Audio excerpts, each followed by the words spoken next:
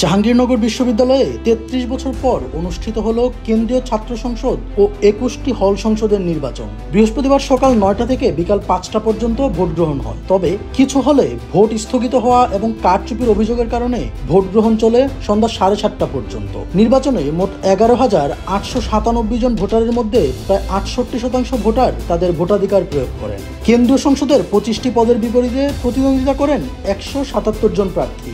বামপন্থী, শিবির, বাকছাস, ছাত্রদল ও স্বতন্ত্র সমর্থিত মিলিয়ে সর্বমোট ৮টি প্যানেল নির্বাচনে অংশ নেয়।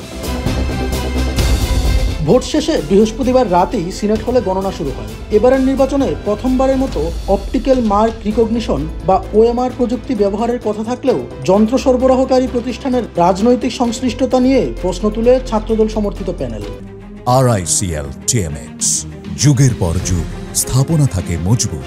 তাদের অভিযোগের ভিত্তিতে নির্বাচন কমিশন মেশিন ভিত্তিক গণনা বাদ দিয়ে সনাতনী পদ্ধতিতে ফেরার কথা জানায়। এর মধ্যেই উঠে আসে একের পর এক অভিযোগ। কারচুপির অভিযোগ দেখিয়ে নির্বাচন বর্জন করে ছাত্রদল। বাম দল সমর্থিত প্যানেল সহ নির্বাচনে অংশ নেওয়া মোট 4টি প্যানেল এবং বেশ কয়েকজন স্বতন্ত্র প্রার্থী।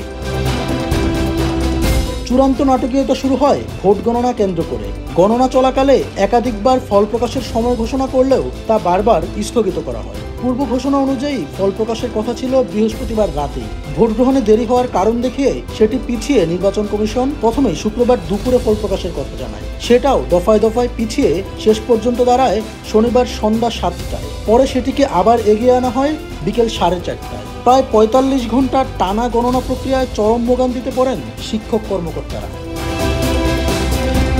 এরই মধ্যে ঘটে যায় এক হৃদয় বিদারক ঘটনা। বৃহস্পতিবার রাতে নির্বাচনী দায়িত্ব পালনের সময় হঠাৎ অসুস্থ হয়ে মৃত্যুবরণ করেন চারুকলা অনুষদের সহকারী অধ্যাপক জান্নাতুল ফেরদৌস। এই ঘটনায় ক্যাম্পাস জুড়ে নেমে আসে শোকের ছায়া। আবারও স্থগিত হয় ভোট গণনা।